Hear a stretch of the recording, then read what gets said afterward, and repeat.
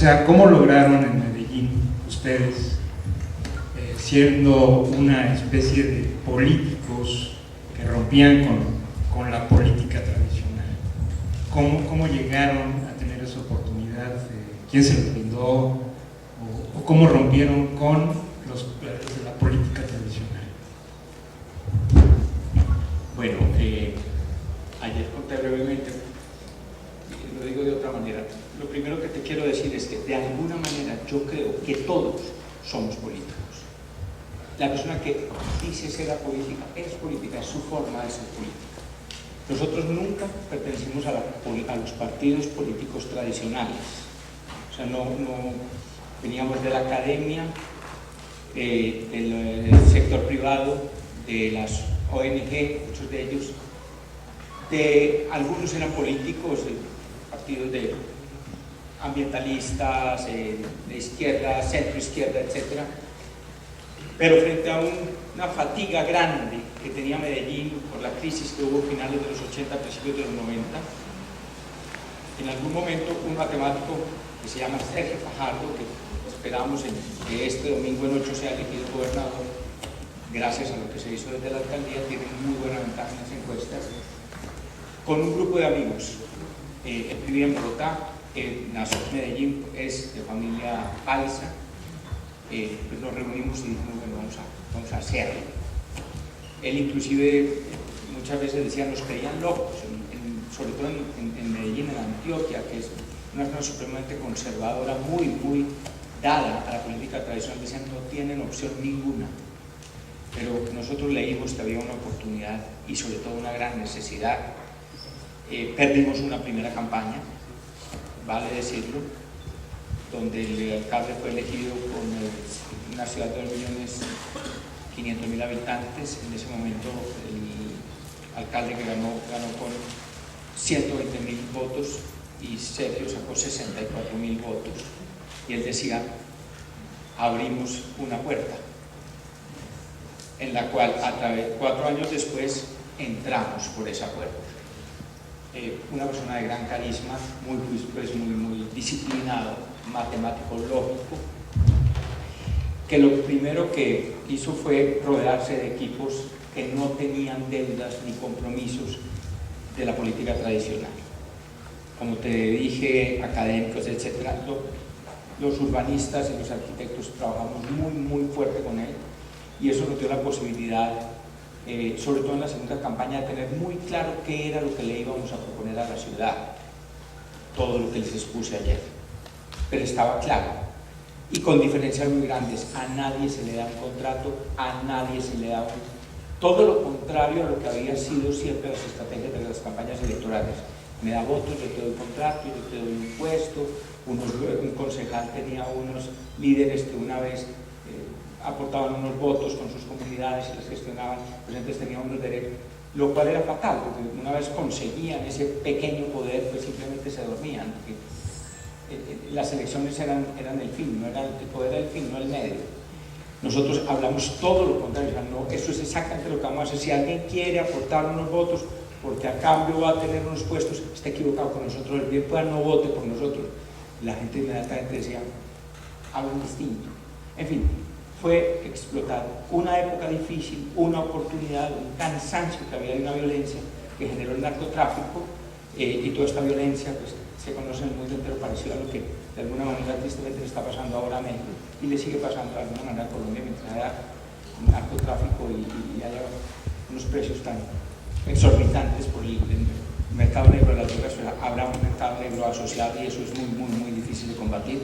Nosotros simplemente dijimos, ese no es el juego, estamos cansados y le tenemos una propuesta clara y concreta. La ciudad del equipo es etc. Y eso inmediatamente atrajo de entrada una cantidad de jóvenes gigantesca que estaban destinados a ser apolíticos, entre comillas. Bien, pues si la política es eso, yo a eso sí le juego. Están hablando de sostenibilidad, están hablando de reparar el desequilibrio que hay, la brecha histórica acumulada de inequidad, de presentar las cuentas, de trabajar con mucha claridad técnica, mucha voluntad política y mucha transparencia. Se ganó, teníamos el proyecto listo, se armó un equipo profesional que asesoró y que apoyó los equipos burocráticos tradicionales que solos no hubieran hecho nada, así tuvieran muy claras así el plan de gobierno hubiera sido muy bien escrito. Su inercia era no estar de acuerdo para no tener que hacer nada. Es una manera fácil de decir, como no estoy de acuerdo, entonces no hago el esfuerzo. Burócratas de carrera no podían salir del puesto. Entonces, pues esa es una tragedia. Pues no, simplemente se inyectó, se complementaron los equipos, se tenía claro el proyecto y se logró lo que les mostré. ¿Cuál es el seguir ejemplo para todos los mexicanos?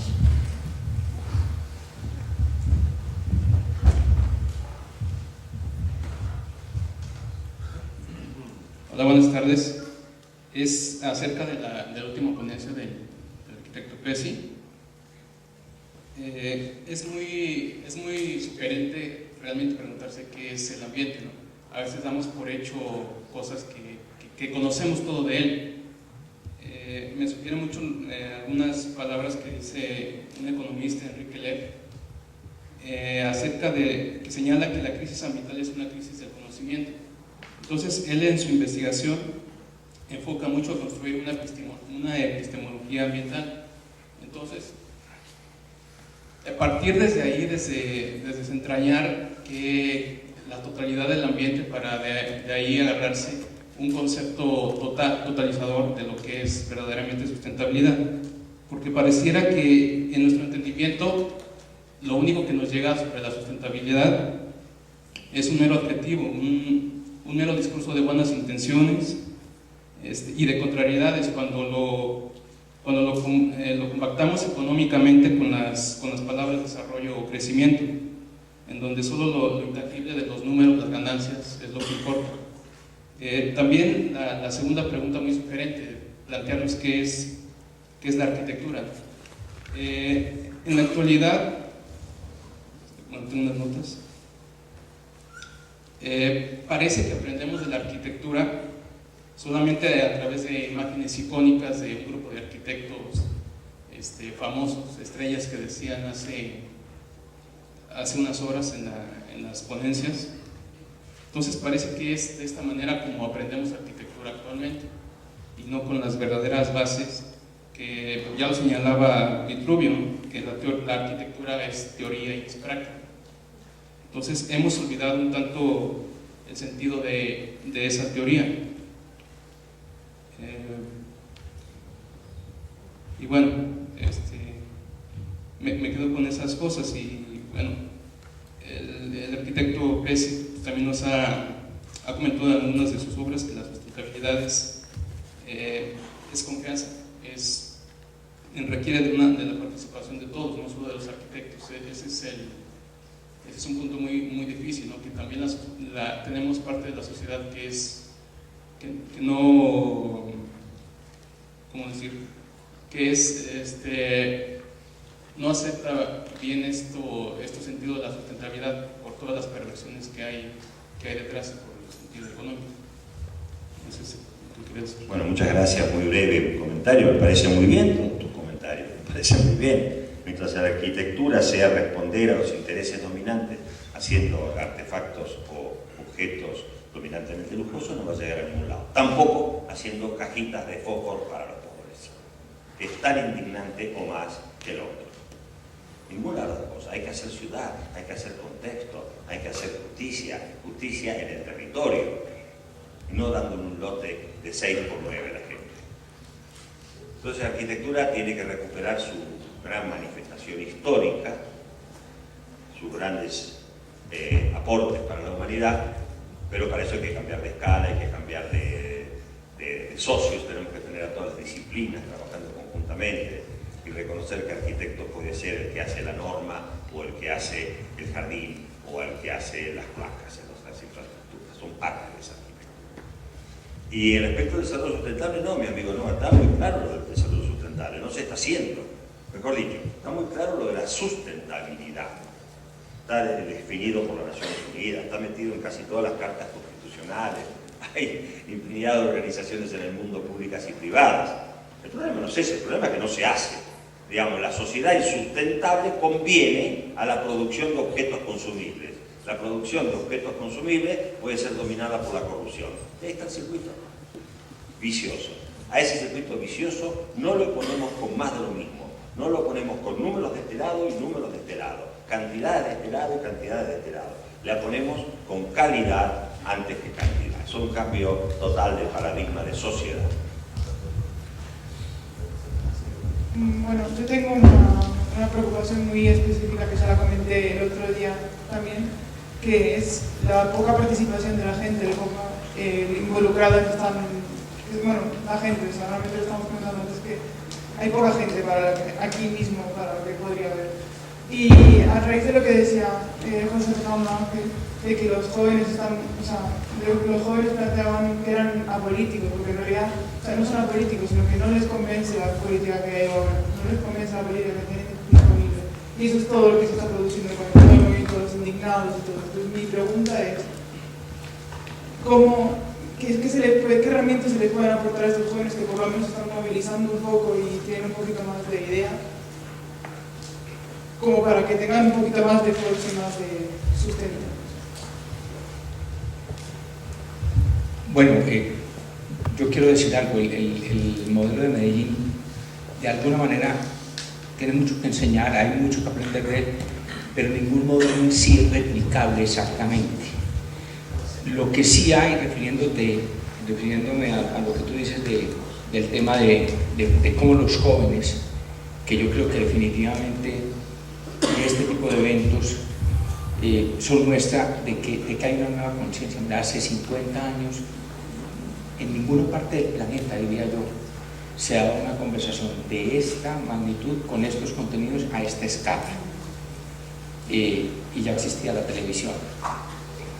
Hoy por hoy, con las redes sociales, con los sistemas de comunicación, con la democratización del conocimiento, no solo la profundización del conocimiento, hace que la gente de alguna manera no sea, o sea, los privilegiados en ese momento eran los que tenían información, que eran muy pocos. Cada día la información es mucho más amplia y desde edades mucho más tempranas se tiene información real, por lo tanto posibilidad de tomar partido, de ser conscientes, de tener inquietudes como las que se han debatido en este Congreso frente a la sostenibilidad y de alguna manera pues, el mundo imperfecto, pero la mayoría de los países son democráticos, sistemas bastante imperfectos, pero de alguna manera la gente va empezando a entender que no necesariamente tiene que vender el voto o que las elecciones son un tema de engaño.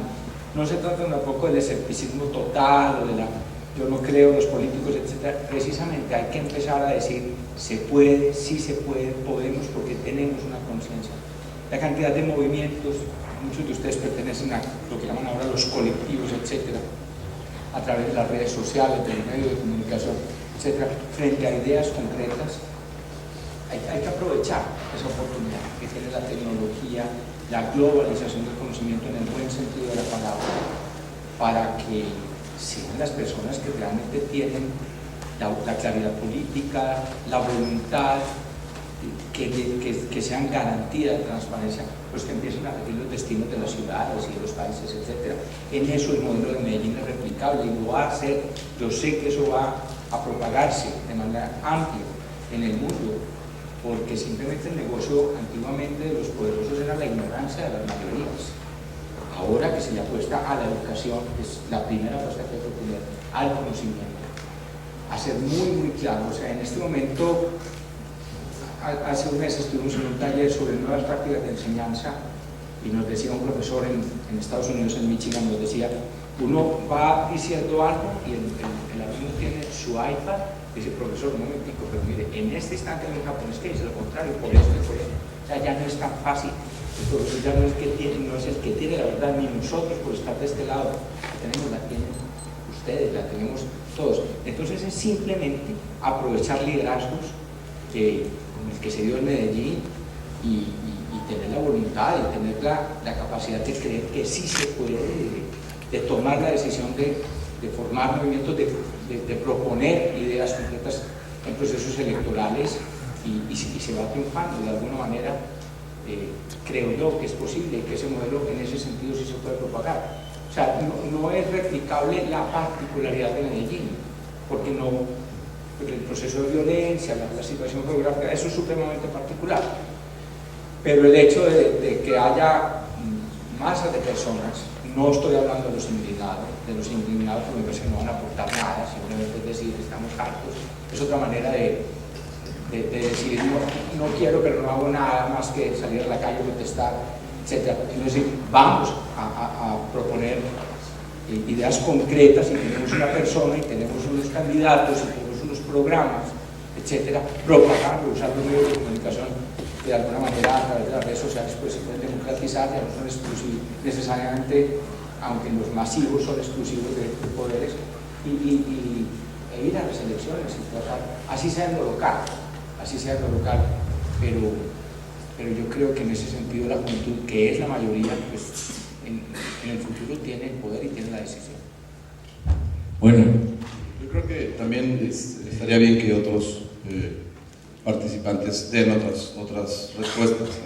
Es que quería replicar al amigo José Fernando en el tema de que los indignados es, no sé, quizá porque el movimiento, aunque nació de un libro francés, ¿no?, se desarrolló el 15M en Madrid, ¿no?, 15 de mayo, y con un motivo muy concreto. Creo que no es justo decir que porque el movimiento todavía no tiene una articulación política es como tal movimiento inútil.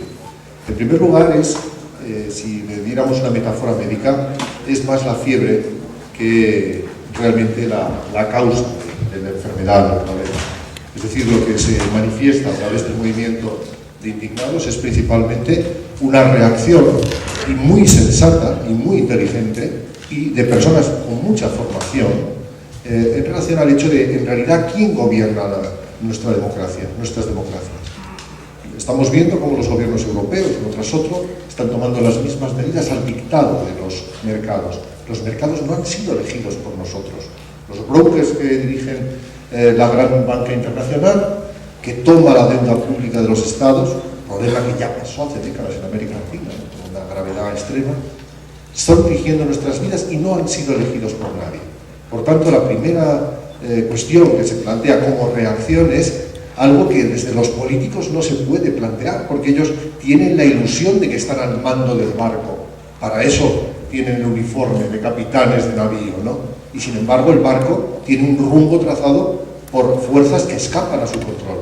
Y los indignados en este punto dicen, ojo, la de que reclamamos democracia real ya, en el sentido de poder de verdad influir sobre las decisiones. Esto es lo que llamábamos en los años 80 en España la autonomía de la política, cuando la política lo dictaban los militares o lo dictaban grupos no elegidos. En nuestro país así fue en muchos años, ¿no? La autonomía de la política era que los que podían ser elegidos por la gente prevalecían sobre los poderes económicos, que no son elegidos, y sobre los poderes militares, que tampoco son elegidos. Entonces, primer tema como reacción. Y segundo punto, aparecen problemáticas que tampoco estaban en la agenda, ni están en la agenda de las democracias maduras. Es el tema de la gobernanza, que se plantea por toda Europa en este momento, es el desafecto de la gente en relación a elegimos cada 4 años, pero ¿qué influencia tenemos en las decisiones que se toman durante esos 4 años? ¿No? Entonces, si esto deriva en una mayor implicación sobre las decisiones del día a día de la política, un reclamo de mayor compromiso real y al mismo tiempo una llamada de atención sobre los límites de la democracia, me parece que ya de por sí es bastante útil, yo diría todavía más. El 15M es la dolorosa toma de conciencia política de una generación. La mía tuvo una toma de conciencia sencilla. Teníamos una dictadura, teníamos profesores, decanos, todo un sistema no electo que para nosotros era legítimo, y derribarlo era justamente la realización generacional. Tuvimos éxito y crecimos en la confianza de que todo era posible. El yes we can, claro, si habíamos visto hacer una constitución y caer un dictador y cambiar un Estado, ¿por qué no se podía cambiar la arquitectura? ¿Qué menos? ¿No? Entonces, el movimiento 15M, en cambio, nace del desaliento de fuerzas que escapan a nuestro control, rigen nuestras vidas, ¿no? e incluso nos impiden nuestra realización personal, en lo más íntimo, en la realización desde lo que sabemos, nuestros conocimientos. Entonces, como tal, yo creo que es un movimiento llamado a madurar lentamente y dolorosamente hacia el compromiso político. Por ejemplo, muy poca gente sabe que el tema nació de una reacción del enfado a la represión de una manifestación y al poder que tiene en España Twitter para convocar decenas de miles de personas en un minuto. Además, ya quisiéramos haber tenido Twitter cuando estábamos en la etapa de la transición política, ¿no? Habríamos realmente sido la locura, ¿no?, de la policía en aquel momento, ¿no? A partir de ahí aparece una acampada que toma un espacio público, y el tema deriva hacia una variante muy hermosa, reapropiación del espacio público, lo cual en América Latina tiene un significado muy especial, ¿no? La prueba de lo rápido que es esto es que creamos una página web que cualquiera puede hacerse socio, miembro tal, que se llamaba Urbanismo Real Ya. En una tarde tenía 1.500 miembros, ¿no? Y todos eran arquitectos especialistas, ¿no? Y sobre la idea de explotar lo que tenía de bello, recuperar el espacio público como un lugar de libertad, no un lugar reglamentado, ¿no? En la Puerta del Sol no hay bancos para sentarse ni hay árboles, porque los comerciantes no quieren que la gente se detenga, que los emigrantes estén holgazaneando, como dicen ellos mismos, ¿no? Porque tienen la ilusión de que solo la gente que circula, es como el capital circulante, el dinero, ¿no? Estamos en una sociedad de la fluidez, ¿no? Quien no funciona fluidamente no tiene como tal valor, ¿no? Y acampar. Pero cuando se dieron cuenta que acampar era al final terminar convirtiendo en un poblado chabolista, una favela, ¿no?, en el interior de la ciudad, el movimiento se desparramó a los barrios, hacia asambleas de barrios mucho menos espectaculares, no salen en la prensa, pero ahora está aprendiendo los barrios, y está aprendiendo en el compromiso sobre cosas sencillas. Y una generación de jóvenes no politizados, que desconfían de los partidos tradicionales como en Medellín, está tomando conciencia lentamente. Eso va a ocurrir mientras España va a dar un giro a la derecha, como tal gobierno. Pero no importa, porque los procesos sociales son siempre de largo recorrido, ¿no? Ahora se está sembrando lo que va a ser el cambio de una generación. Esta generación tiene que encontrar su sitio, y lo va a encontrar dolorosamente a través de estos procesos, ¿no? Por eso creo que no se puede pedir que responda en clave de programa político, porque lo tienen que vivir como experiencia propia generacional, ¿no? Y no les vale aprender lo que hicimos en la generación precedente, tienen que seguir su propio camino, y por eso creo que como tal es valioso. Bien, a mí sí me interesa el planteamiento de qué pasa con los indignados, y creo que lo interesante de esto es que esto proviene de un hombre de 93 años. Y aquí lo que hay que rescatar es que este hombre de 93 años tiene una historia de rechazo a todas las imposiciones desde que tiene conocimiento, desde que empezó a actuar. Estuvo a punto de morir en los campos de concentración, estuvo en los movimientos franceses de rechazo a toda la arbitrariedad. Y aquí lo interesante es que no surgió de los jóvenes, surge de una condición de un hombre que ha vivido grandes transiciones en su vida y que se da cuenta de que el problema básico, y es lo que plantea en su libro Stephen Hessel, es el rechazo al poder dominante basado en la economía de mercado y en el manejo del dinero. Ese es su principal objetivo. No podemos seguir subordinados a todas estas condiciones. Y esto nos lleva a que es importantísimo entonces que todo lo que estamos planteando es muy interesante, pero la primera pregunta que yo me haría es: ¿cuáles son los enigmas fundamentales del hombre a los que se enfrenta en este momento? Y es un gran proceso en el cual ha pasado por Sartre y Camus y todos los grandes filósofos, en el cual el enigma fundamental es la incertidumbre y la angustia de no conocer cuál es su futuro, y que está supeditado a las condiciones de esquemas que son impuestos en el cual él no participa. Todo esto nos hace reflexionar en el sentido de que estamos y debemos tener mucho cuidado cuando las categorías culturales reemplazan a las categorías sociales. Y esto es muy peligroso, porque si ahora todo se va a dirigir por lo cultural, estamos dejando el verdadero sentido y el nivel de las categorías sociales. Y no podemos, por eso hay que, y lo decía yo en la mañana en una de las mesas, Hay que tener cuidado que esto no debe ser un foro solo entre pares, entre intelectuales, entre arquitectos. ¿Dónde está el otro?, decía yo en la mañana. Y estoy hablando de las categorías sociales. ¿Dónde está el otro que va a entender lo que nosotros queremos decir o nos va a refutar totalmente lo que queremos decir, actuando de forma inversa? Y cuando llegamos a la realidad nos damos cuenta de que esa realidad era propia. Ya se quejaron. Entonces, y aquí un punto clave es, tenemos que llegar a reforzar la importancia que tiene el proceso como enseñanza. Y lo que nos han enseñado muchos de los que están actualmente presentando el día de hoy, y muchos de ustedes, es que tenemos que tener y debemos llegar más a entender el proceso como un proceso hacia la enseñanza conjunta e integral, de manera cultural, pero sin perder de vista lo social. Entonces, los indignados, para cerrar con esto, que era lo que iniciaba esto, es una respuesta no de una generación actual, es una respuesta de un momento histórico que ya lleva 100 años, y lo vemos porque este señor tiene 93 años. Gracias. Sí, con respecto a lo mismo y muy cortito, hoy en la mañana conversaba con mi mujer, que está en Chiloé, en Castro, y me comentaba de que había sucedido algo increíble. Fueron reprimidas manifestaciones de los estudiantes de Chiloé. Por primera vez hubieron detenidos, por primera vez hubieron bombas lacrimógenas, por primera vez se detuvieron a dirigentes estudiantiles. ¿Eso de dónde viene? Los estudiantes chilenos hace 5 meses que se rebelaron contra el gobierno. Chile tiene la educación más cara del mundo.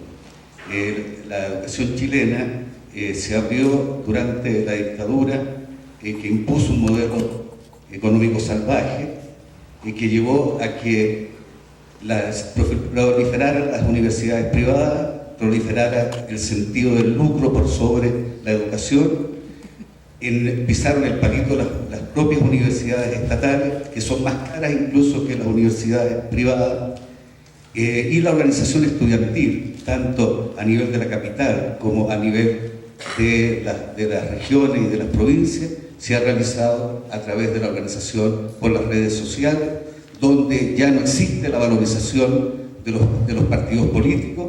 Los partidos políticos del gobierno están en un 23% en las encuestas. Los partidos de la concertación que acaban de abandonar el gobierno están en el 16% en las encuestas. Por lo tanto, solo se cree hoy en la ciudadanía.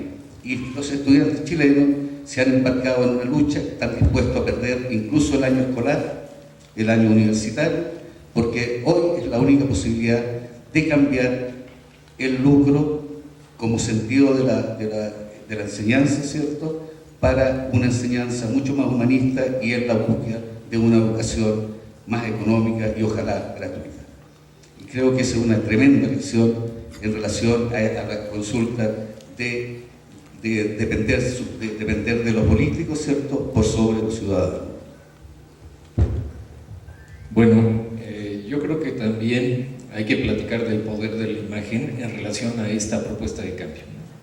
Este ha sido un congreso de imágenes en el que vemos que el futuro de la humanidad sí existe, es decir, sí hay un futuro. Esto que a lo mejor la cuestión social, los problemas que tenemos nos impiden en algún sentido observar esa posibilidad que tenemos de futuro. Yo creo que en las escuelas, las facultades de arquitectura, los foros como los que tenemos actualmente, puede precisamente dar una esperanza al tener la visualización de ese futuro. Por ahí, en alguna de las mesas temáticas, estaba mencionando que algunos de los proyectos se quedan en el camino y son simplemente dibujos. Por ahí hablamos hace rato de lo que implica el tratar de hacer una gestión exitosa de todas estas imágenes que podemos en un momento dado observar en una proyección. Pero yo creo que ahí tenemos una responsabilidad, y lo había platicado muy bien el maestro Emilio Salas, de que nosotros podríamos hacer esa visualización del futuro que puede ser mucho más halagador de lo que hemos estado construyendo hasta ahorita, ¿no? Yo creo que la poética que hemos visto en las imágenes que nos ha presentado Rubén al final de su conferencia es perfectamente elocuente de esa posibilidad que tenemos hacia el futuro. Yo no creo que sea un esfuerzo pequeño, al contrario, yo creo que es un esfuerzo muy grande porque lo hemos visto en la respuesta que ha tenido el Congreso, que ha habido una gran cantidad de propuestas, gente que quiere venir a platicar de lo que están haciendo, a veces a pequeña escala, a veces a escala de territorio, a veces en las comunidades sociales. Eso hay que mostrarlo, y nosotros que tenemos este entendimiento y esta virtud por haber tenido educación, ahora que se habla tanto de la educación, podemos contribuir precisamente a esta educación y visualización del futuro. Aquí yo quisiera hacer una pregunta al panel, en el sentido de cuál es en consecuencia el camino que debe seguir la enseñanza, las escuelas de arquitectura, las escuelas de urbanismo a futuro. Bueno, estoy representando al sexo femenino. Me hubiera gustado que hubiera más mujeres. Yo puedo hablar de pedagogía holística, no específicamente de la arquitectura, pero sí puedo hablar de las nuevas tendencias pedagógicas que hoy estamos viviendo y lo que está pasando con los niños que después van a ser adultos. Hoy la educación anterior estaba más orientada a una persona lógica, racional. Los nuevos niños que vienen hoy a la Tierra tienen que ver con otra energía. Son niños que necesitan vínculo, amor, intuición, aprenden a través del metalenguaje. Y los adultos no entendemos eso, porque nuestro cerebro, si bien nosotros usamos el 2% de nuestro cerebro, lo podemos motivar para que pueda pensar de otra forma, pero nos cuesta. Ellos ya vienen programados. El problema somos los adultos, no son los niños. Entonces ahí se produce un quiebre, se produce un cambio. Ellos tienen otro código genético, otro cerebro, otra forma de pensar. Visualizan de otra manera, se dan cuenta de todo.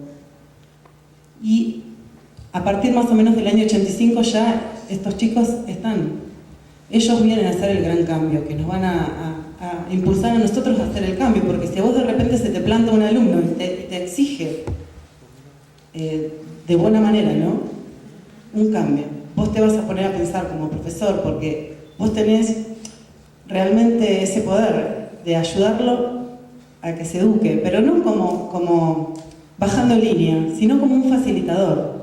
El maestro es un facilitador, es un guía que acompaña, no es un rey que baja línea.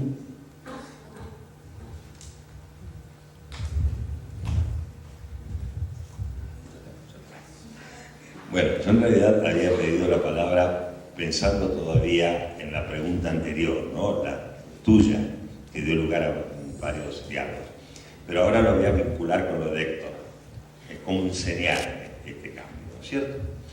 A mí me parece que algunas de las cosas que hemos escuchado, todas muy valiosas, porque retratando una realidad como lo que por primera vez pasa en Chiloé, lo pongo en tu lugar, o lo que pasó en España, en ese proceso tan interesante que fue el porfranquismo, y así en Medellín, pero yo no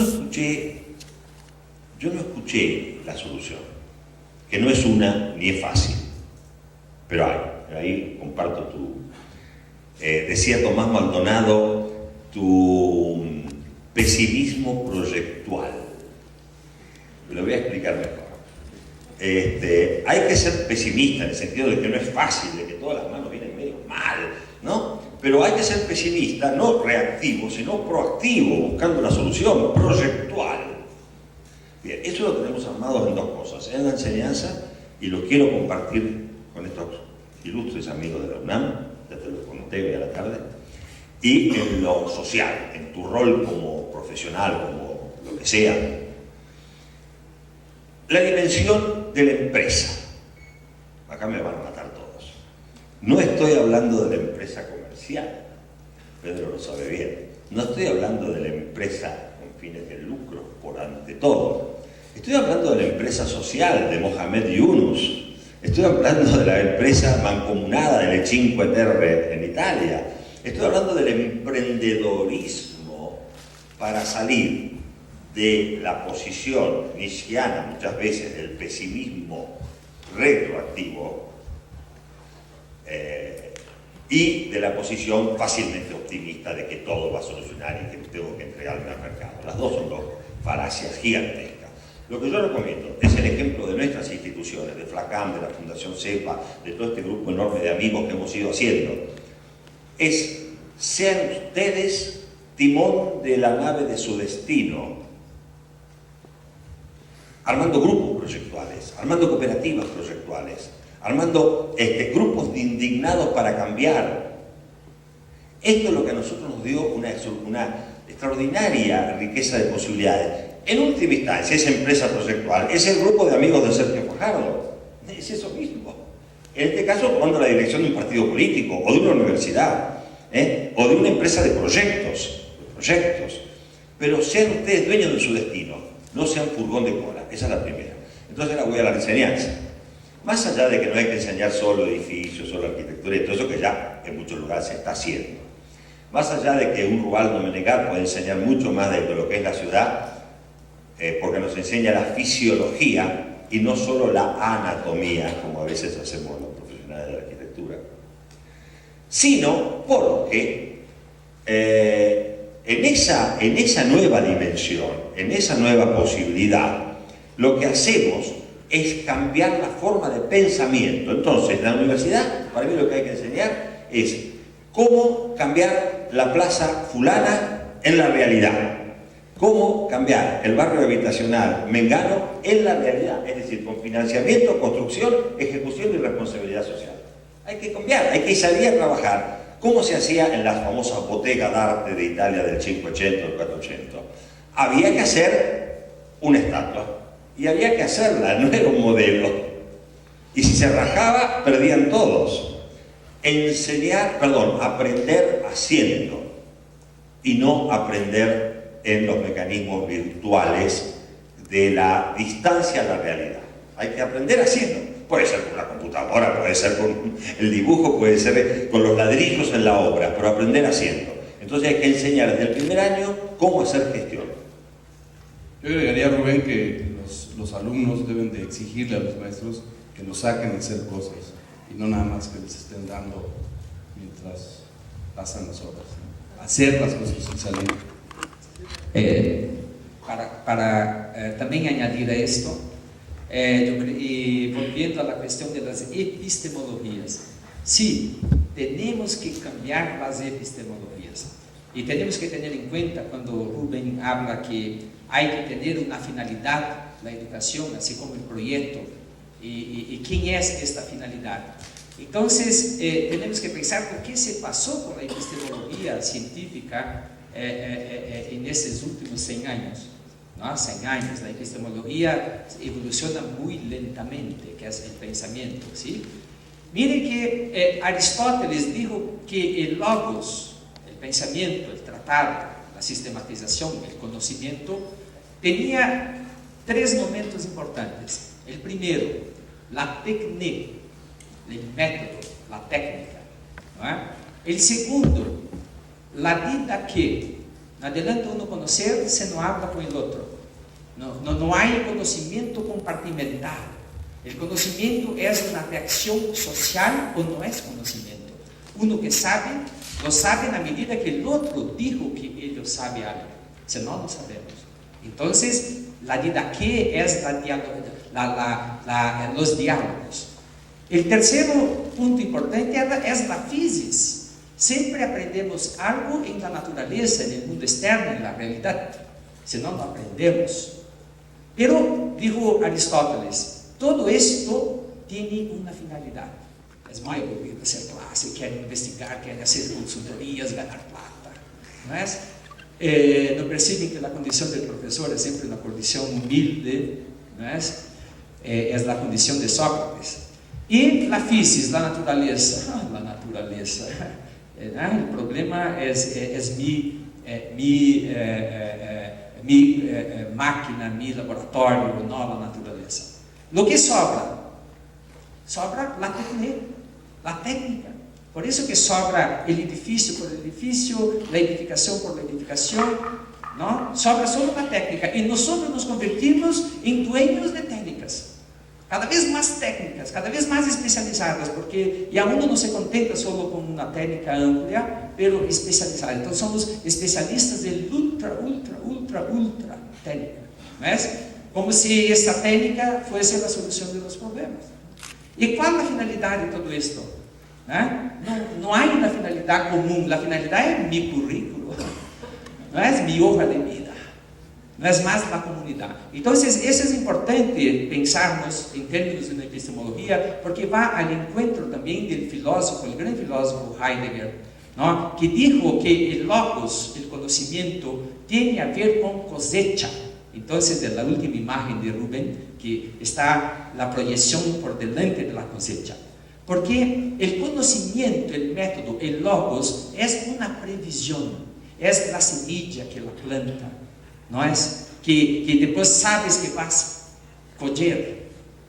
E vas colher, a cosecha não é uma cosecha em si como uma finalidade sola, é uma cosecha para o regozijo da comunidade. Então, não há logos sem cosecha, sem comunidade. E eu creio que o sentido profundo da arquitetura não é está aqui. É pensar na arquitetura, é pensar uma projeção que tenha em conta o logos, o conhecimento, que tenha em conta todas nossas possibilidades técnicas, claro, pero em função de uma finalidade, que é a cosecha e o congraciamento das culturas humanas, ¿no? De la solidariedade humana, que é, eu creio, uma grande utopia neste mundo tão conturbado. Con relación a lo que hablaban de la cuestión de los estudiantes en Chile, con la problemática de lo que está viviendo en Chile, bueno, estos son uno de los resultados que tenemos a través de los consensos de Washington. Recordemos que uno de los países en donde se aplicó el modelo del consenso de Washington a través de la propuesta de Margaret Thatcher y Ronald Reagan fue precisamente en Chile. Y el día de hoy estamos viviendo una de las muchas consecuencias que tuvo ese consenso de Washington. Y por lógica, pues bueno, pega directamente en el sector educativo. La otra es, en términos del capital, una relación que a lo largo de la historia se ha mantenido y que pareciera ser que el día de hoy entra en crisis, precisamente por la cuestión de la arquitectura, esas relaciones sociales de producción. Unas relaciones sociales de producción que, si bien entran en crisis no tanto por la cuestión de hacia dónde va el objeto de la arquitectura, sino más bien la proyección que tiene la arquitectura hacia un futuro, y no como se ha venido planteando en varias de las ponencias que hemos tenido, de una respuesta inmediata y de corto plazo, más bien hacia dónde va el proceso de construcción en la obra arquitectónica de largo plazo. Esto nos lleva, bueno, a diferir en cierta manera lo que en algunas ocasiones conocemos como una arquitectura pues antropogénica, ¿no? Se olvida parte de la historia y se dan soluciones inmediatas. Entonces yo creo que aquí sería esa pregunta, más bien hacia dónde dejamos los rezagos que ha ocasionado el medio socialmente construido con relación al objeto arquitectónico, y la propuesta hacia qué debemos de utilizar de esas experiencias para no poder tener errores en el futuro. Sí, buenas tardes, noches. Felicito a todos los conferencistas del Congreso. Soy Néstor Mayo de Acapulco y quiero hacer dos preguntas, uno para el arquitecto Luis Falcón y la subsecuente para el arquitecto José Fernando. El número de turistas que hizo aquí el favor de dar el dato de 300 millones de turistas potenciales en el mundo me llama la atención contra los 20.000 cuartos de hotel que tenemos en la ciudad de Acapulco. Yo le quiero preguntar cuartos de hotel. Le quiero preguntar qué recomendaciones podría hacernos para pues para mitigar los impactos que provocan las intervenciones de diferentes ámbitos. Pues no hay un marco legal específico para las áreas turísticas costeras y está expuesta al criterio de asignación de recursos dependiendo del estado de ánimo de la administración correspondiente, sea federal o en su caso estatal. Y al arquitecto José Fernando, pues sí coincido que no es replicable los modelos, como no es replicable las arepas y el café de Colombia, ¿no? Pero lo que sí podemos replicar, yo creo que sí es el sentido de dar. Yo creo que es el mensaje más importante de un gobernante. Si está dispuesto a darle a su ciudad, hacia su población, se van a encontrar las mejores acciones urbanas. Y en específico, me gustaría saber el dato, a cuánto ascendía la deuda del erario municipal al inicio de estas acciones urbanas, o al inicio del gobierno, al monto que cuando salieron, para no saber si hay una descompensación para los siguientes que puedan hacer algo. Yo siento no poderte contestar a la pregunta. Me gustaría, pero como decía esta mañana, no tengo información sobre Acapulco, entonces me siento incapaz de contestarla hasta que no vaya a Acapulco.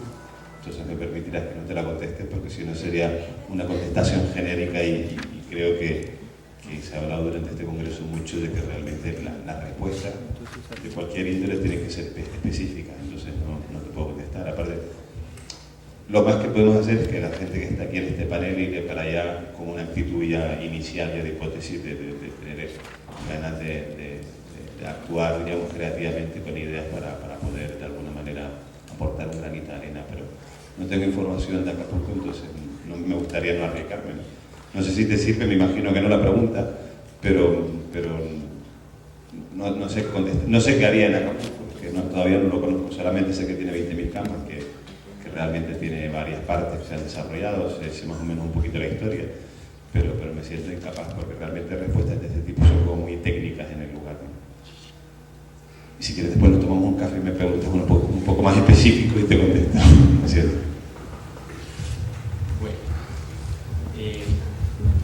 enseguida entro al tema de dónde salieron los recursos y qué quedó para la administración siguiente, que ha continuado con el proyecto de la transformación de Medellín. Le decía yo a Rubén pues, que la próxima vez tenemos que ver también lo que ha pasado 2008, 2011, que de alguna manera no con tanta intensidad el proyecto siguió. Pero quisiera empezar por, digamos, decirle a José María que el valor que tienen los indignados es simbólico, pero toda la vida nos hemos mantenido muy preocupados por todo, pero es que no hay que preocuparse, hay que ocuparse. Y ahí es donde de alguna manera tendrá que salir una acción, una opción política. O sea, la política no puede seguir siendo los partidos tradicionales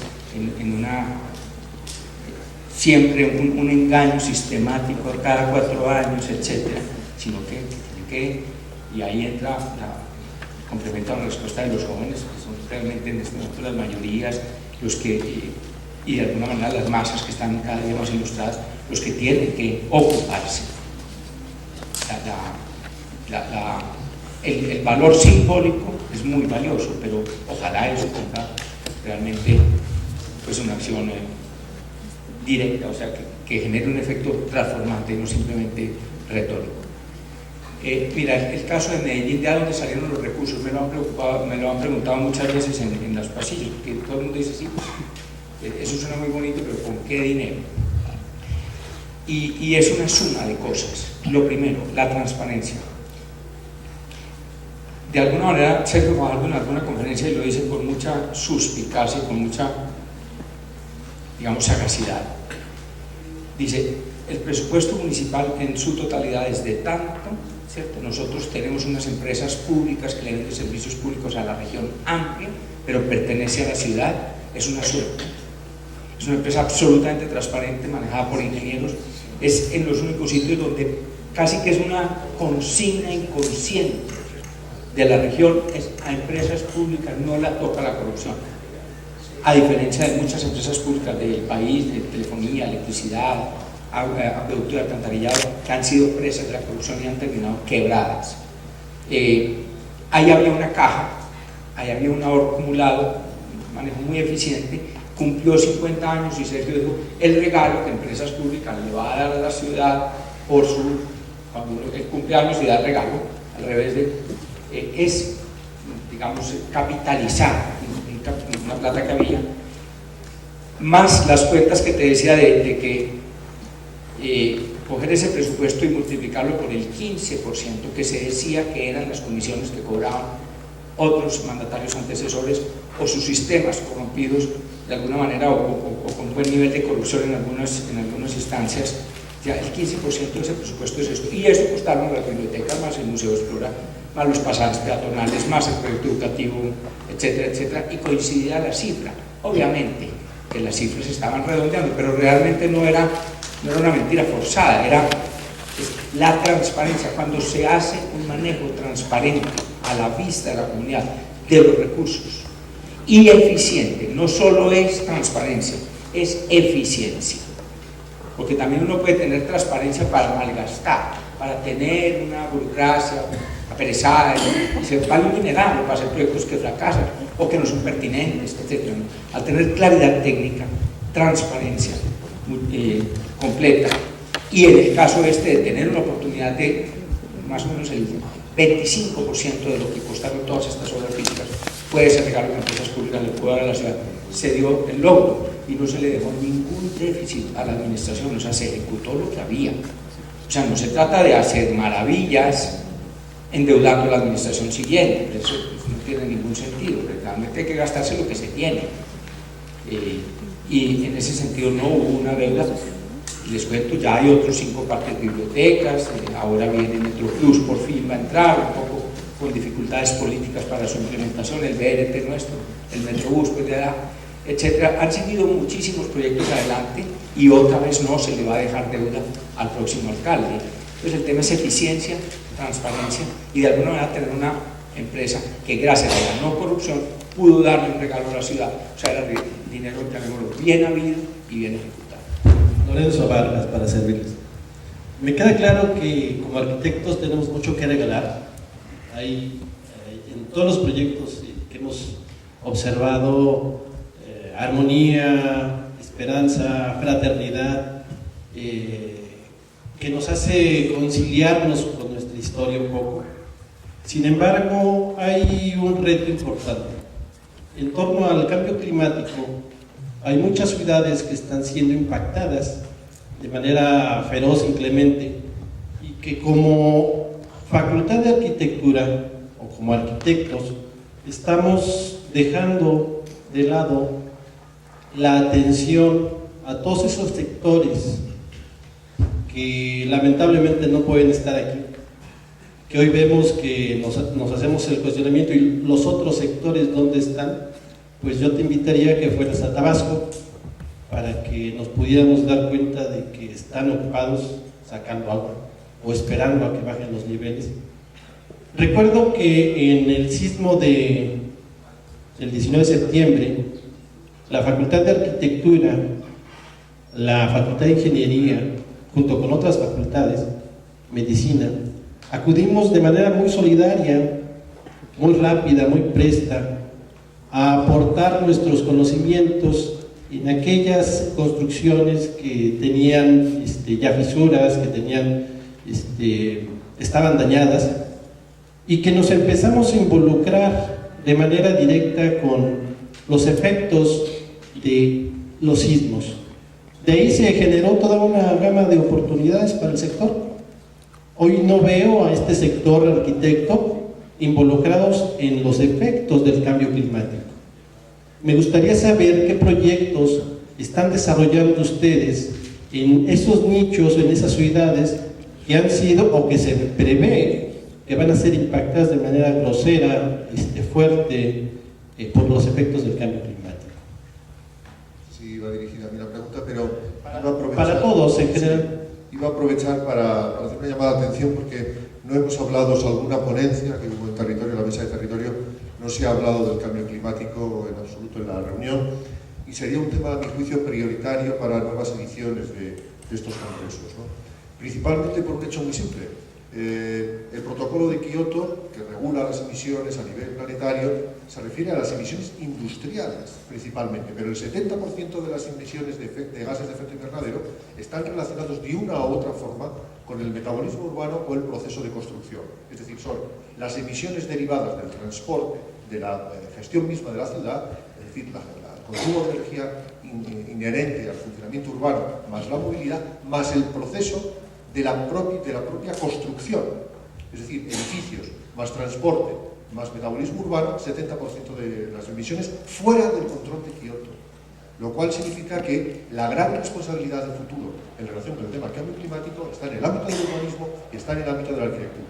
Está en el ámbito de, además nos implica a todos, a los tecnólogos, la opción de futuro, tejidos y pieles de la nueva arquitectura, capaces no solo de ser eficientes pasivamente en términos energéticos, sino ser también productores de energía limpia, cosa que ahora es imposible. Cómo compatibilizar altas densidades con autosuficiencia energética de los edificios. No está resuelto en absoluto ahora mismo. En el ámbito del urbanismo, el estilo de vida inherente al sprawl, a la dispersión territorial, a la movilidad forzosa dependiente del automóvil, es una de las causas, la más importante de emisiones de gases de efecto invernadero. Y esto tiene que ver con un estilo de vida y con un estilo de ocupación del territorio. Creo que necesitaríamos, y sugiero, digamos, a la organización, que en ediciones sucesivas dedicáramos casi una línea fundativa a este asunto, porque a mi juicio es uno de los aspectos donde podemos además rearmar la utilidad social de ingenieros de la construcción, ingenieros civiles, de arquitectos, geógrafos, etc., porque realmente ahí tenemos algo muy importante que señalar en este instante. A otro nivel está ya lo que usted decía, el problema de la mitigación, el problema de la adaptación. Yo me he referido a la mitigación, ese es el futuro, porque a fin de cuentas es lo que van a heredar generaciones sucesivas. Pero el problema de la adaptación al cambio climático es también otra cuestión, es más técnica. Tiene el riesgo de que la resolvamos en clave prometeica, en clave de ingeniero. No hay nada que no sea posible, como los holandeses. Sube el nivel del mar, subimos 10 metros los polders y otra vez volvemos a fabricar Holanda, como dicen, Dios creó el mundo, pero Holanda la hicieron los holandeses, ¿no? Esa idea de que todo es posible desde la técnica puede terminar contaminando el concepto de adaptación. Es decir, al final, si sube el nivel del mar, encontraremos una solución técnica. Ojo, porque lo que está en riesgo es algo mucho más serio. Probablemente la amenaza más grave de la humanidad como conjunto es justamente esta, ¿no? Y creo que debiéramos en el futuro darle una línea específica de reflexión. Estoy muy de acuerdo con lo que he dicho. Yo quisiera retomar la pregunta de qué podríamos hacer en las escuelas, en general en las universidades. Y creo que el gran problema es que no podemos vivir en relación con lo del sismo del 85, con las inundaciones de Tabasco y las que ha habido en estados de emergencia. Porque lo que hemos visto es que siempre nos unimos en un estado de emergencia, porque aún no tenemos la cultura de la prevención, la cultura de la vulnerabilidad, la cultura del compromiso social que tenemos cada uno de nosotros con nuestra propia sociedad. Y esto va mucho en relación con lo que mencionaba Héctor cuando dice qué pueden hacer las escuelas de arquitectura.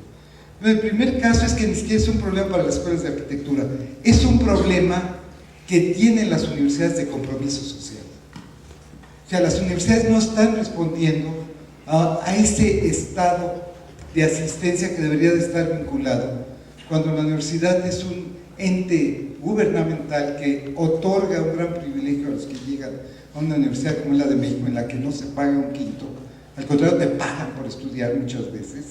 Eso es casi algo único, pero lo que no nos dicen es que eso tiene que repercutir en una presencia directa de los más necesitados. Hay un gran problema de falta de unidad ante los necesitados. Y es algo que debemos empezar a poner énfasis en las escuelas.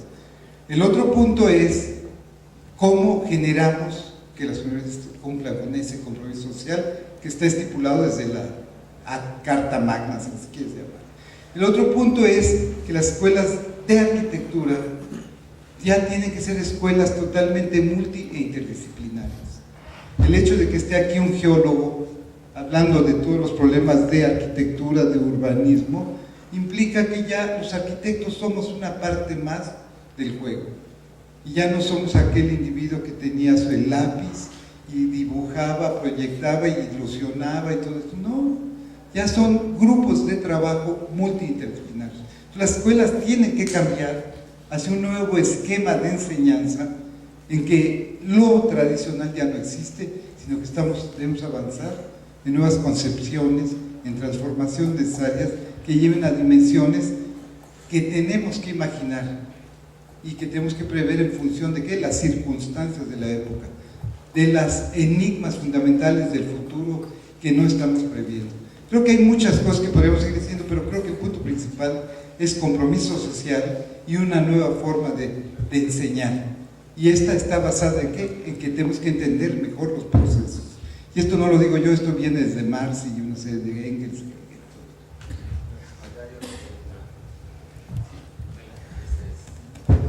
Gracias. Mi nombre es Paula Salgado y la mía, más que una pregunta, es una petición, y no sé si entre en debate esto, pero nos veo a todos muy necesitados de este tema de gestión, ¿no? Es lo que hablábamos en una de las mesas, y no sé si quepa, ¿no? Dentro de la gama de ponencias, porque todas han estado extraordinarias y me siento muy contenta de haberles escuchado, y sobre todo de estas partes de la retroalimentación, porque es cuando han surgido estas inquietudes, sobre todo de gestión, y en mi caso he obtenido las respuestas, me siento muy satisfecha y muy agradecida. La cuestión es que si no hubieran estado estos diálogos, me hubiera quedado con esa necesidad de escuchar experiencias de gestión. Entonces no sé si quepa, me parece que todos estamos necesitando eso, esquemas, ¿no? O experiencias más que todo, ¿no? Siempre sirven, de gestión a todos esos proyectos que tenemos, a esas iniciativas, a todo eso que estamos aprendiendo a buscar, cómo ejecutarlas, ¿no? En los diferentes ambientes y en las diferentes circunstancias, diferentes formas, ¿no? Y cada quien ir generando la propia, pero me parece muy enriquecedor conocer ese tipo de experiencias. Entonces es como una petición y ver si existen, ¿no? Dentro de esta gama de ponencias, algunas que se puedan presentar también como de gestión, ¿no? Lo que me comentaba el arquitecto, perdón, ayer, que en materia de universidad también a veces era difícil este tema, ¿no? Escuchar algo respecto a eso estaría bien. Muchas gracias. Yo quiero contradecirte, y lamentablemente me parece que a varios, pero esto de polémica es un poco bueno, ¿no? Si no, todos pensamos que estamos de acuerdo, que somos novios y después vienen las canciones, ¿no? No, la gestión sin proyecto no tiene sentido. Esto es una lucha que hemos tenido ya con 22 generaciones de alumnos de nuestro posgrado de desarrollo sustentable. Enseñamos más o menos todo esto, y algunos son profesores o alumnos. Y entonces en el mes de noviembre, en abril, en el mes de noviembre vienen los alumnos y dicen: hablé con el alcalde y me dijo que empiece. Otro viene y dice: hablé con la comunidad y me dijeron que están entusiastas. Otro dice: me rechazó la comunidad. ¿Sobre qué hablaste? Ah, no lo tengo muy claro todavía. La gestión sin proyecto no tiene sentido, y el proyecto sin gestión no llega a ser verdaderamente una constitución de la realidad. Entonces, no me gustaría mucho, sinceramente, en mi pequeña o no tan pequeña posición individual, digamos, alguna responsabilidad tengo sobre esto, que nos quedemos con la idea de que si somos buenos gestores, está todo bien. O que si tenemos un buen alcalde, como Sergio Fajardo, está todo bien. Detrás de eso hay ideas científicas, hay ideas técnicas, hay ideas económicas. Si no hacemos las cosas con gran calidad, la gestión es un camino a la perpetuación de los errores.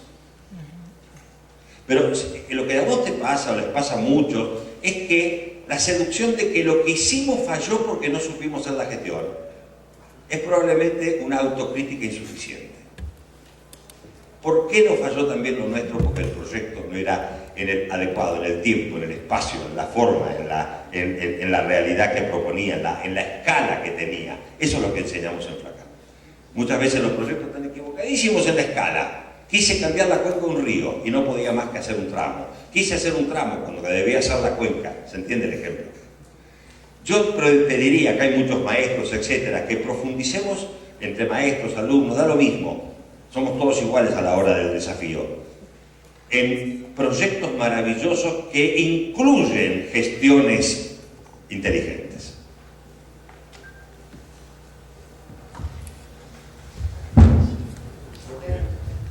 Creo que hay una pregunta, que lo que ella, un poco porque tuvimos la conversación ayer, ¿no? Y de alguna forma era la continuación, pero eso me siento aludido y no voy a abusar de la palabra, era que explicáramos mejor cómo hacemos lo que hacemos. Eso es un poco lo que, porque si no parece magia. Y entonces, y sobre todo llega un momento en que nos tienen que creer, pero no se sabe si lo que dije de Lanzarote es verdad, no, se realizó, es fantasía, está solo en mi mente o en la realidad. Entonces, contar de verdad cómo nos remangamos, ¿no? Y ponemos manos a la obra, ¿no? El trabajo, ¿no?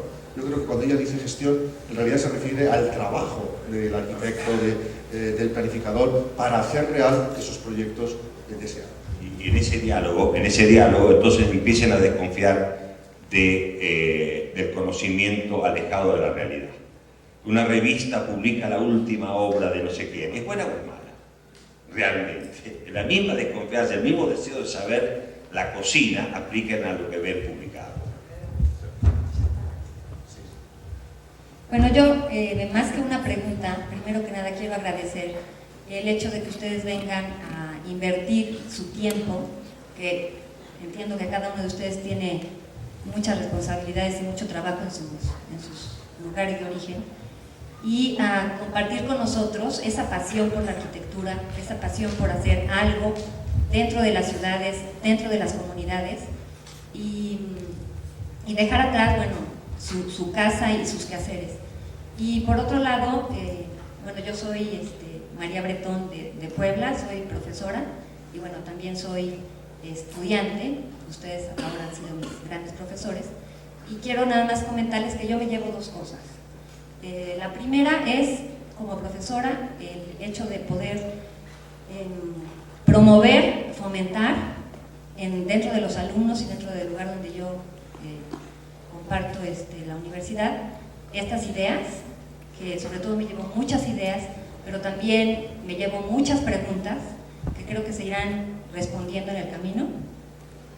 Y la segunda es que me llevo también un compromiso de un proyecto que he estado empezando a desarrollar y que después de escucharlos a ustedes me voy como mucho más motivada para poder en una pequeña escala hacer un pequeño cambio, que desde luego lo que me queda claro es que si todos los que estamos acá nos llevamos esa pequeña inquietud de hacer una pequeña acción dentro de lo que somos capaces, que puede ser el parque de enfrente, que puede ser una escuela, dar un taller o una clase o simplemente un comentario con compañeros, creo que es la manera que vamos a poder nosotros poder seguir con estas ideas y que este congreso no se quede acá, sino que lo llevamos cada uno en nuestro corazón y en donde vivimos. Muchas gracias.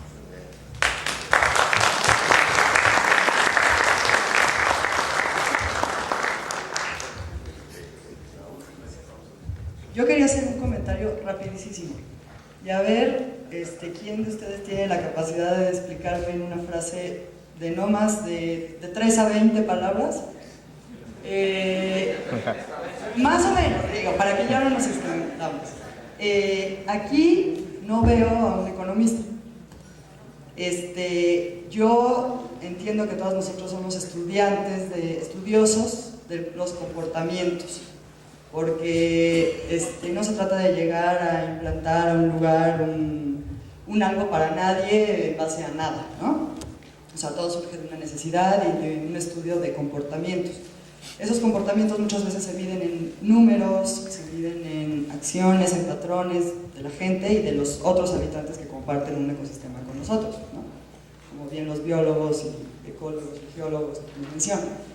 Pero nadie habló de dinero y el agente que más ha llevado al extremo todo esto ha sido el dinero. Y es un actor importantísimo. Sí habló el caso de Colombia, sí habló el caso de Luis y de repente unos que otros, pero La verdad es que a mí me hubiera encantado que un economista nos dijera cómo podemos aliar al dinero, porque el dinero va a seguir existiendo y mucho, cómo podemos aliar al dinero a todas estas acciones y convertirlas en un negocio fructuoso. Entonces, a ver, no sé quién me lo puede decir muy resumidamente, ¿cómo podemos hacer de nuestra profesión un negocio fructuoso para los que están interesados en hacer negocio y conseguir los objetivos que queremos en todo lo que hemos visto? Sí, hay que hacer de la sustentabilidad un negocio muy fuerte. No, lo mío es muy simple. Es mentira que todo se resuelve en el mercado. En realidad el mercado es la construcción de mitos alrededor de productos muchas veces innecesarios. Lo que tenemos que hacer nosotros es inventar productos en términos de mercado, muchísimo más interesantes, muchísimo más sabrosos, y tenemos de sobra inversores. Y si no han estado aquí es porque primero tenemos que saber concebir esos productos alternativos, porque si no caemos en las redes de los productos consabidos.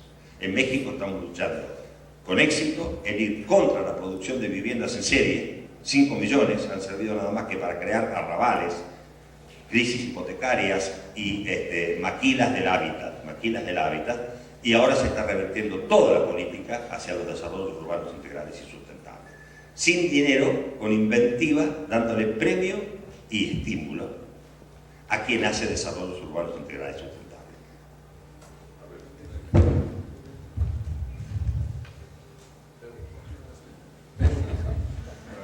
No, yo sí creo que la organización social es la herramienta, y creo que se está confundiendo dos cosas.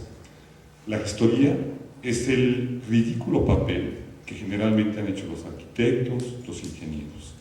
Realmente la gestoría es un trabajo ciudadano, y hoy en día creo que lo que tienen que hacer en buena medida los arquitectos y los ingenieros es hacer las principales herramientas para generar esas dinámicas sociales que van a hacer que los gestores, los ciudadanos, realmente exijan, pidan y supervisen los presupuestos para que todos los que están aquí o los que deseen en el plano empresarial tener negocios lo puedan hacer. Pero creo que lo más rescatable, por lo menos en la mesa en la que a mí me tocó compilar, era ese punto. Los arquitectos se siguen asumiendo como gestores cuando realmente no son gestores. En buena medida lo que tienen que hacer los arquitectos es generar herramientas, y aquí hay un ejemplo clarísimo, y es el Atlas de Velocino y Boracino, que yo los invito a que lo enseñes, porque esa es una herramienta de gestión social. Es una herramienta de gestión social que tengo entendido te tardó como 4 años y medio de tu vida y miles de horas, y eso sirve para realmente que el ciudadano se convierta en un gestor, y realmente en este caso el proyectista o el empresario pueda tener más trabajo. Yo creo que todos deberían ver su Atlas. Pequeño complemento en este sentido. Mira, Pedro dijo que es que tenemos que hacer de la sustentabilidad un gran negocio, y eso suena como, uy, me van a vender la certificación platino y pavor. No, mira, ¿cuánto vale que una persona que vive aquí y estudia aquí o trabaje aquí vaya en bicicleta y vuelva? De entrada, la bicicleta pues vale mucho menos que un coche, la infraestructura que consume, se ahorra el gimnasio, todo, la salud, el médico, todo. Ahí está el tema. El tema no es cuánto economía de mercado le vamos a meter, cuánto derroche estamos, cuánto dinero estamos botando día a día en cosas no pertinentes. Cuando la gente coge una Hammer, todos los días se va en un trancón de hora y media, atasco, no sé cómo le digan acá, contaminando, etcétera, la cantidad de externalidades que hay. ¿Cuánto vale eso? O sea, lo que estamos haciendo es un pésimo negocio con esta forma como estamos manejando el planeta.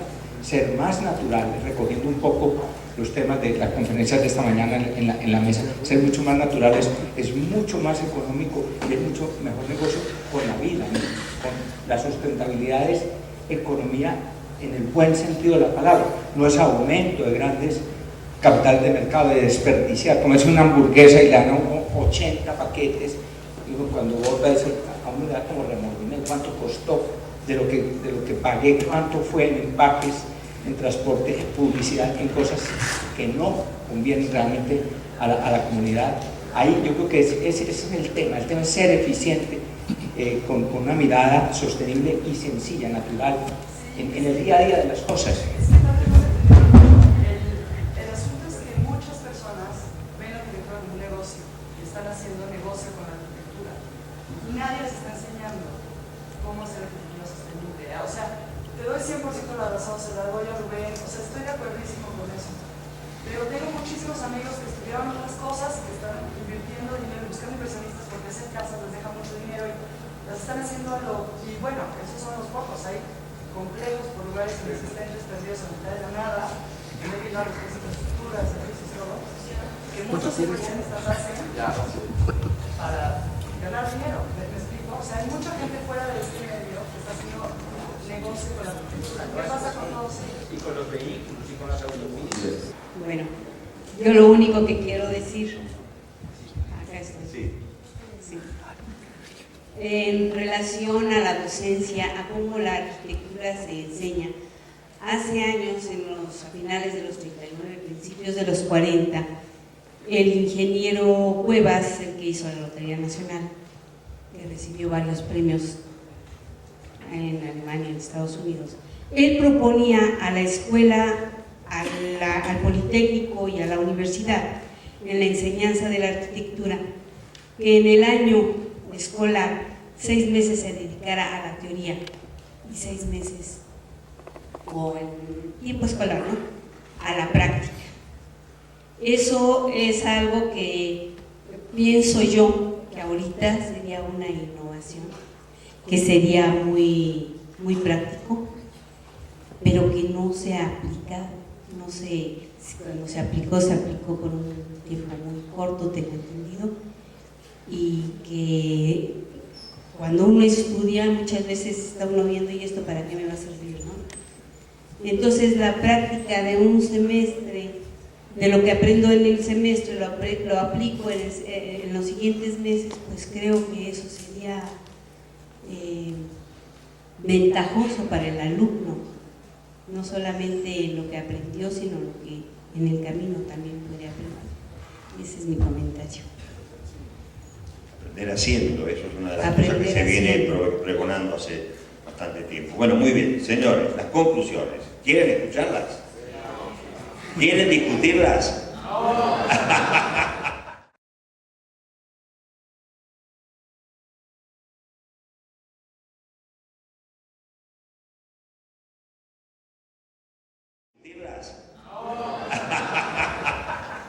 Hemos llegado al punto justo entonces. Bueno, les pediría a los relatores de los 3 talleres las conclusiones de cada área, es decir, arquitectura empezando, ciudad y luego territorio, y luego vemos las conclusiones generales.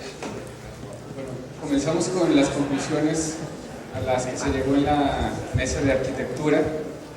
Esperamos que la síntesis que se ha logrado sea un poco lo que se dijo en todas las mesas, la síntesis de ese pensamiento. Si no, si algo falta, algo que es necesario aumentar, lo podemos ver. Pero primero, una de las ideas más importantes es que lo que aquí se comparte se convierte en una realidad global. Y la primera conclusión a la que se llegó en estas reflexiones es que en México existen interesantes experiencias de acción y reflexión sobre la construcción de un hábitat encaminado a la sustentabilidad. La múltiple diversidad territorial y de paisajes culturales necesitan soluciones igualmente múltiples y diversas. Como punto número 2, las tradiciones y las tipologías, es decir, los patrones, construyen el patrimonio desde la singularidad de cada territorio.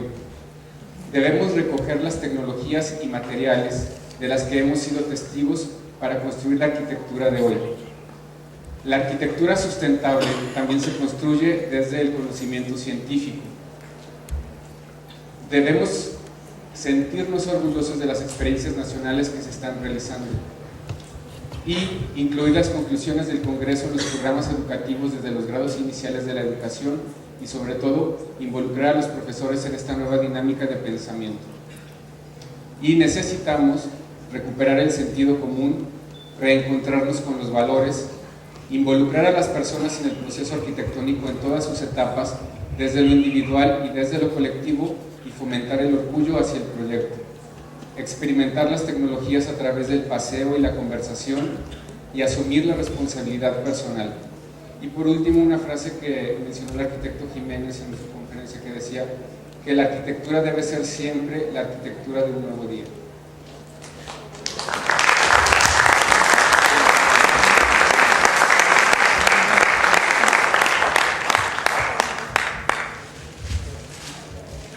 Bueno, en cuanto a la mesa de ciudad, hubo como 4 puntos principales, 2 de diagnóstico y otros 2 ya más proactivos, finalmente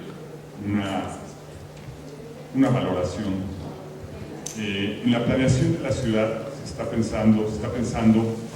pasando de una visión mecanicista a un pensamiento sistémico. El resultado deseable es una malla de relaciones. En la ciudad hay un problema de principios, no es un problema técnico o de indicadores. Luego, la ciudad como imaginario es utopía, arte y gestión.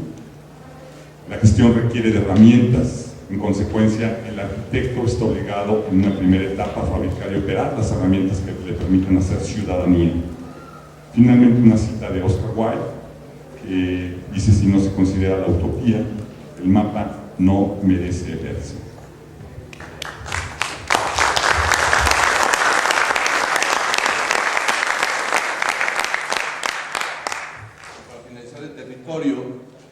Se propone identificar siempre lo más frágil, lo que va a ser más difícil recuperar, restaurar, reciclarlo a la vez, ruralizar la ciudad e interconectarla, tratar de comprender la complejidad y convertirse en un proyectista que acompañe a través de las organizaciones sociales. Ahí hay un poco la respuesta a la pregunta del alumno. Por otra parte, el ecosistema natural se autorregula. El hombre, como parte del ecosistema, tiene que saber insertarse en el territorio de manera sistémica. Los impactos negativos acumulativos se deben contrarrestar igualmente con pequeñas soluciones acumulativas, referenciables y replicables. La problemática urbana emergente no está considerada en las políticas de planación urbana y territorial, y habrá que incorporar este conocimiento desde las fases iniciales de la formación educativa. En este sentido, se plantea cambiar el paradigma educativo, donde predomina el pensamiento sincrético sobre el pensamiento deductivo. Saber aprovechar la energía social de grupos proactivos y ocupar esos vacíos del sistema inoperante. La solución al crecimiento desordenado de las megaciudades puede ser un buen referente a nivel global. Como no hay comprensión del paisaje, se acentúa un desarrollo urbano reactivo, una suburbanización precaria en torno a los núcleos urbanos. Construir una ética que permita procesos de participación social para que puedan transitar desde la abstracción a los proyectos concretos y a los casos de éxito. Y por último, arte y creación para iniciar revoluciones y cambios.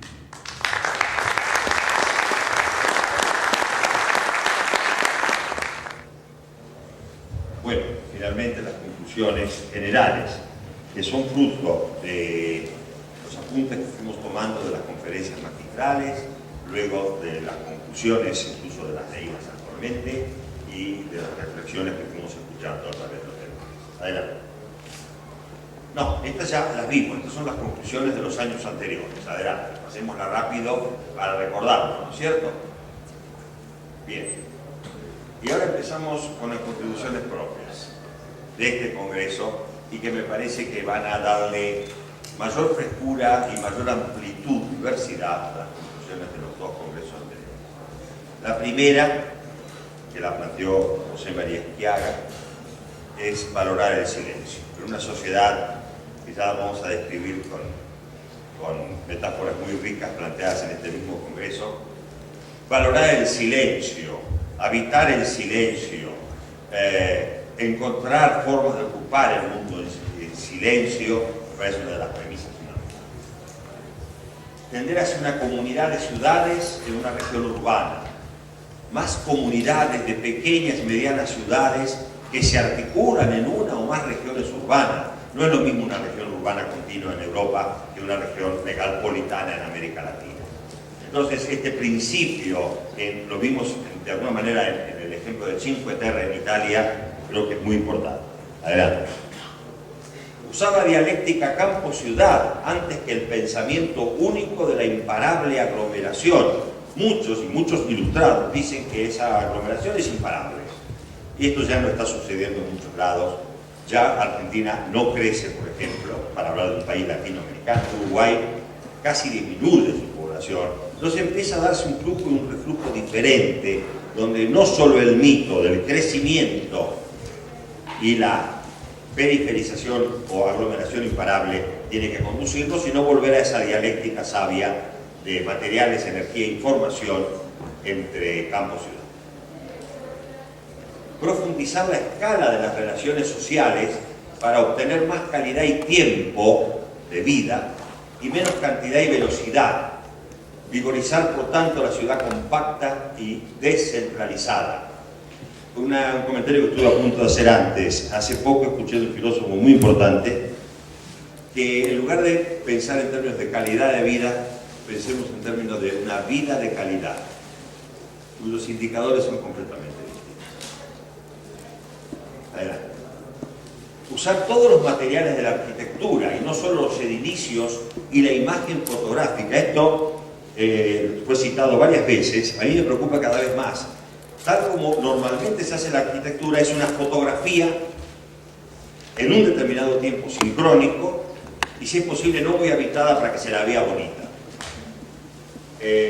Entonces, tenemos que pensar en términos de biosfera urbana, como trajo acá el propio Roaldo, Sergio Guevara, algo yo mismo, en una ecoforma, en una forma de los ecosistemas naturales innegociable, en una socioforma, en una forma de la deseabilidad social, que tiene que ser resuelta participativamente, en un tiempo-forma realista. Esto tiene mucho que ver con la pregunta de la economía. El tiempo-forma no es el instantáneo, el del lucro maximizado y el cuidado descuidado, sino que tiene que ser un tiempo-forma que las cosas se vayan acomodando como una vida biológica. Y la forma de gestión tiene que ser alternativa, no es ir a convencer al ministro o al alcalde o al empresario, tiene que ser originar formas de gestión desde abajo, comunitarias, articuladas, de indignados para arriba.